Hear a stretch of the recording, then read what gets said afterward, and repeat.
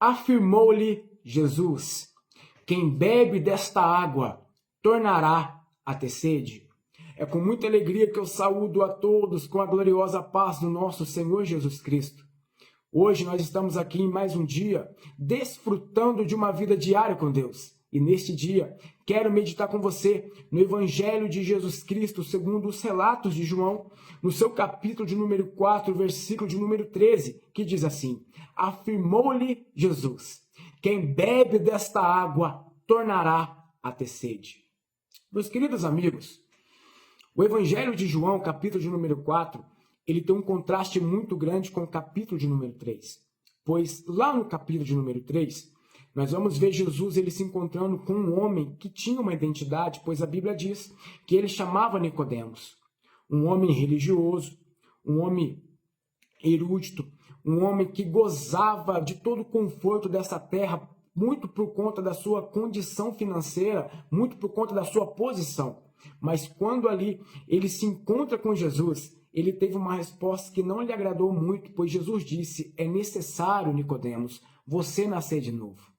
Agora aqui no capítulo de número 4, nós vamos ver que Jesus ele vai ter um encontro com uma mulher, e ela não tinha identidade nenhuma. A Bíblia não fala o nome dela, mas nós conhecemos ela como muito por conta da região que ela morava, Samaria, ou seja, ela era conhecida como uma samaritana. Uma samaritana na Bíblia não tem moral nenhuma. Era um povo desprezado. Um samaritano com um judeu não se dava. Agora, essa mulher desprezada pela sociedade, desprezada pela cultura, ela vai ter um encontro ali com Jesus. Vai acatar, vai dar ouvidos a esta palavra e vai mudar de vida para sempre. Porque quem dá ouvidos a esta palavra, que a Bíblia diz que ela é viva e eficaz, a vida dessa pessoa nunca mais é a mesma.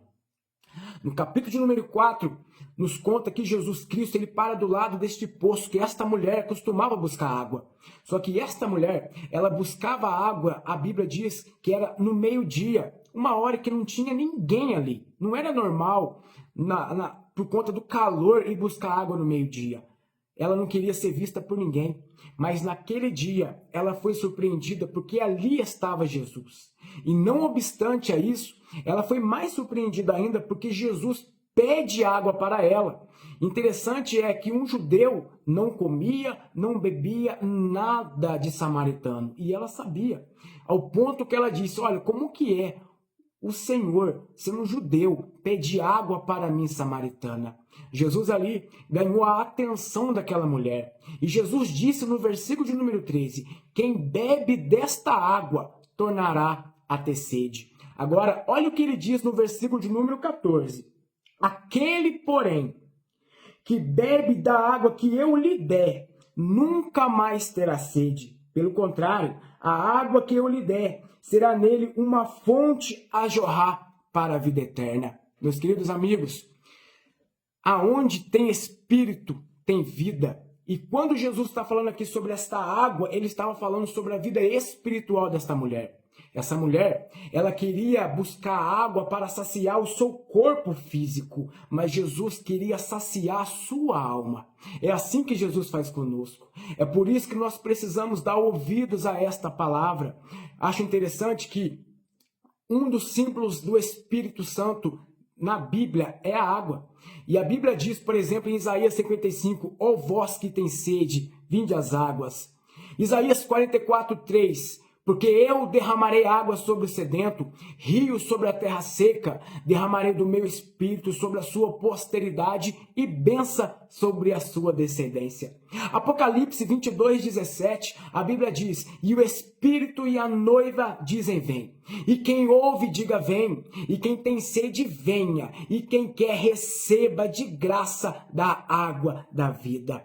Esta água que Jesus apresentava para aquela mulher samaritana, nós não precisamos comprar. Ela é de graça. E aonde tem Espírito, tem vida. Lembra, no começo da Bíblia, no livro do Gênesis, capítulo de número 1, versículo de número 2, a Bíblia diz que o Espírito Santo, ele pairava sobre o abismo da nova terra para gerar a vida. Logo, no Evangelho de Lucas, capítulo de número 1, versículo de número 26 a 35, a Bíblia diz que o Espírito Santo também, ele pairava sobre as águas do abismo, do útero de Maria, para trazer a vida. E quem é esta vida? João responde, lá no João, capítulo de número 14, versículo de número 6, ele diz, eu sou o caminho, eu sou a verdade e eu sou a vida. Este é o Jesus a qual nós pregamos a você, meu querido amigo.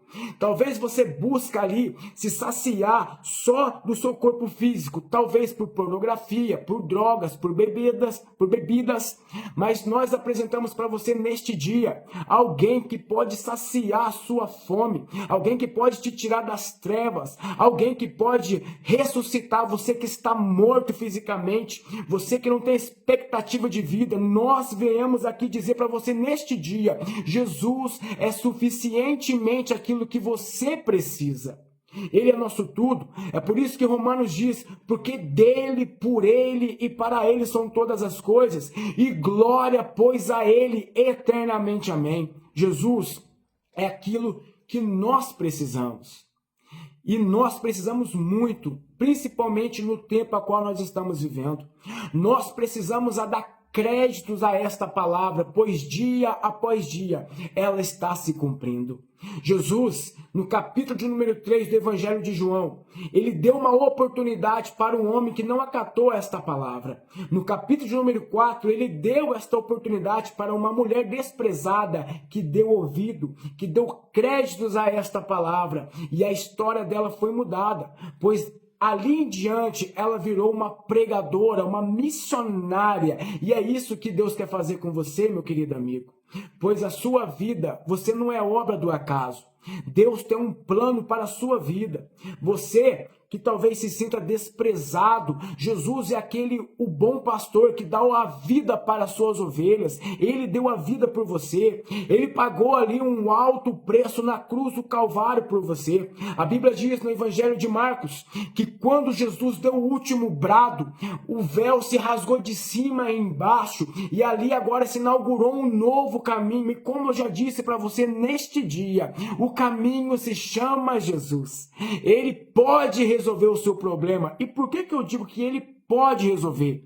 Porque depende mais de você do que dele. Ele está pronto para te ajudar. Basta você ser como a mulher samaritana, dar créditos a esta palavra, e eu tenho certeza que a sua vida vai mudar, nunca mais será a mesma. Você nunca mais vai precisar se saciar com esse tipo de vícios carnais. Não, Jesus Cristo, ele quer te dar uma liberdade, porque andar com Jesus, você é liberto. Você consegue dizer sim ou não para determinadas coisas. Você consegue dar essa resposta? Ou você é viciado? Jesus é aquele que liberta. Jesus ainda liberta. Então, meu querido amigo, minha querida amiga, dê créditos a esta palavra, porque a Bíblia diz, ela é viva e ela é eficaz. Ela é mais cortante do que qualquer espada de 2 gumes. Ela penetra entre a divisão da alma, do espírito, das juntas e das medulas, e ela é apta para discernir os pensamentos e a intenção do coração. Que o Espírito de Deus possa falar mais fundo ao seu coração e que você possa dar créditos a esta palavra, que você possa ter um ótimo dia na presença de Deus. Amém.